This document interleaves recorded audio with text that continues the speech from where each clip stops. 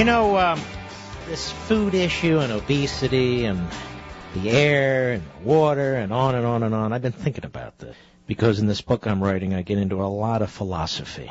I should shut up and I shouldn't say a word because I know I'm being monitored. But let me go on anyway, by the backbenchers.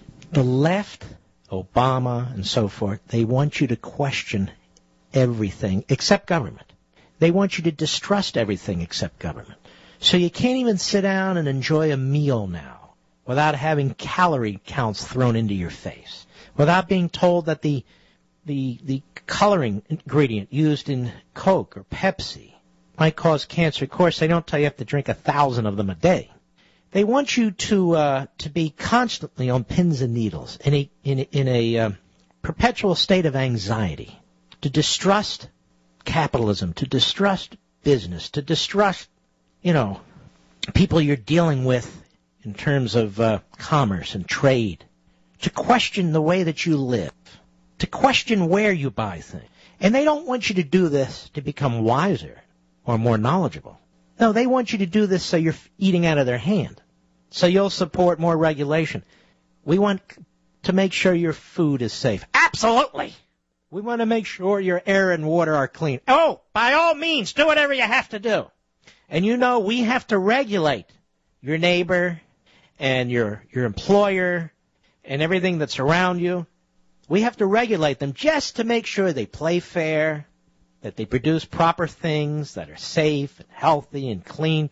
We, the government, we need to do all these things. Oh, by God, absolutely do everything.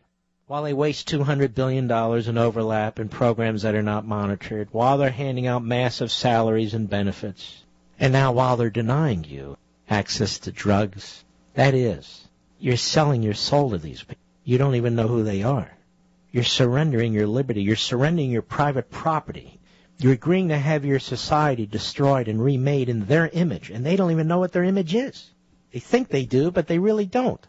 So they don't want you questioning or distrusting government. You've even heard pseudo-conservatives say, "Why, don't you like your government?" And yet, when it comes to the private sector, whatever products you buy, whatever services you use, whoever you deal with, question them and be extremely distrustful, even cynical. They're no damn good.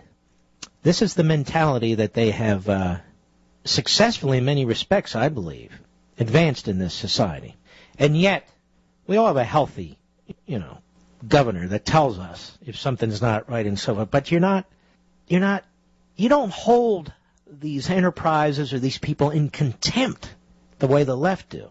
So this creates all kinds of anxiety and hostility and jealousy and hate, and that's just perfect for the government to step in with more regulation, more redistribution of wealth, bigger government, more powerful government, because we all know the government acts out of altruism. And the people that run the government are studious, unlike in the private sector where people act on profit. And rather than studious, they're lazy, right? I have it about right?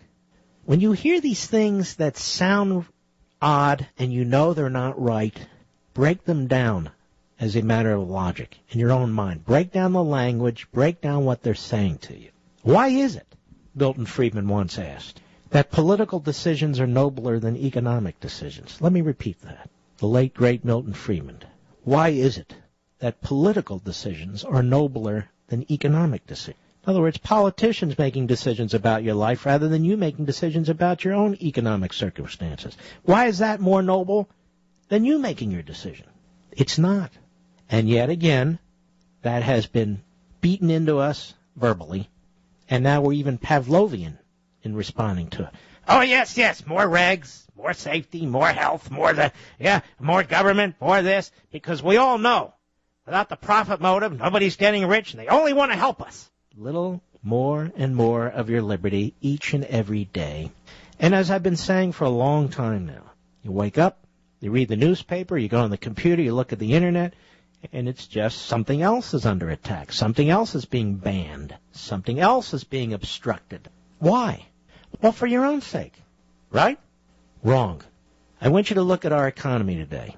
This economy was not damaged by the private sector. And by that I mean employers and employees. It was not damaged by the private sector. It was damaged by government policy. The housing market was damaged by government policy. The currency's being destroyed, right now as I speak, through government policy. These massive debts weren't created by employers and employees in the private sector. They were created by politicians and bureaucrats. And it is spiraling out of control, threatening to suck every future generation down into the dirt with it. That's our studious government. That's our wise government. They set up a program for senior citizens called Social Security, and they steal every damn penny out of it. They set up a program called Medicare, and what do they do with that? They ensure it's unsustainable, really in a short period of time. Anybody who questions it is said to be negative or fear-mongering. And yet if you don't question it, you're not paying attention. You're not rational. We deal in reality, we conservatives. We don't deal in phony fantasies, which is what the left does. And their answer is always the same. Punish somebody or some group of people. That'll fix the government. What are you talking about? Punish the insurance companies. Punish the oil companies. Punish the trucking industry. Punish the coal miners. Punish the this, that. What? How's that going to change it? It's not going to change a damn thing, except make matters worse. Much worse. So, this is the philosophy that's behind the left. Utterly and completely irresponsible. That's threatening to take down this society. Let us go to Chris, Dallas, Texas, the great WBAP. Go.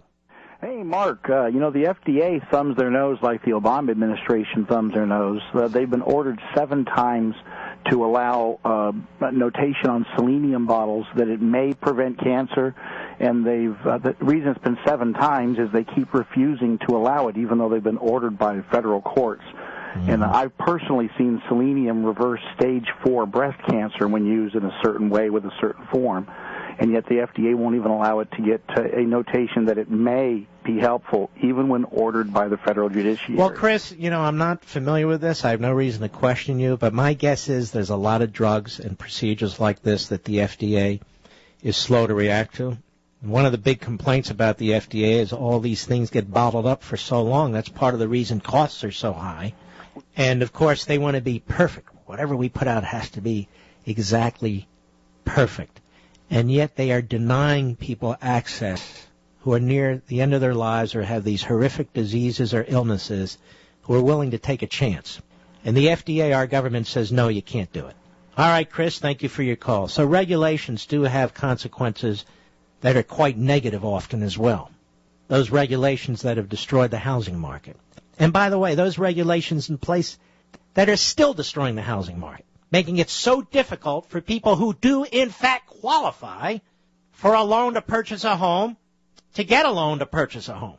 It's unbelievable. I shouldn't give you an example, but I'll give you an example. I purchased a property. I'm not going to tell you where and how and so forth. So the mortgage company needed all kinds of information from me, tax returns and all the rest. I was happy to do that. And then at the end they said, we don't have your current HOA costs per month for the home you live in. Now, keep in mind, ladies and gentlemen, when you're in my salary, it's a pittance. I said, well, let me get this straight. If I wanted to buy this lot with cash, I could do so in 24 hours. You have my tax returns. You have all this paperwork on me. You have all my assets. You have titles to my properties. And you need to know about a $90 a month HOA fee? He said, I don't need to know. The government insists on it. Unbelievable. I'm just giving you an example of how stupid it is. And many of you have 1,000 more on how ridiculous it is.